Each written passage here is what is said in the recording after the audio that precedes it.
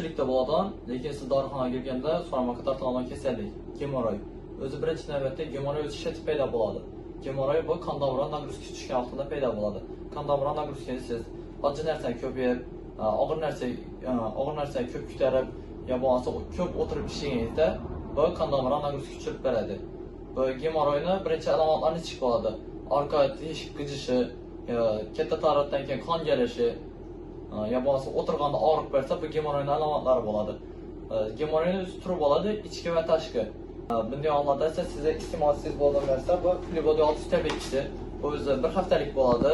İçinde 18 tabletki duradi. Birinchi, ikkinchi, uchinchi, to'rtinchi kun bir tabletkida 3 mahal ovqat orasi iste'mol etasiz. Buni siz suv bilan ichasiz. Hech qanday choy yo gazli narsa bilan ichish to'g'ri kelmaydi. 5-chi, 6-chi, 7-chi kun esa bir tabletki 2 marta choy orasi, ovqat orasi iste'mol etasiz. Albatta suv bilan. Bu albatta bu shifokor yo doktoringiz bo'lsa, shu maslahati bilan ichganingiz ma'qul bo'ladi. Agar lekin siz bu dori vosita iste'molsiz, 90-95% hollarda bu davolashning garantiyasi bor.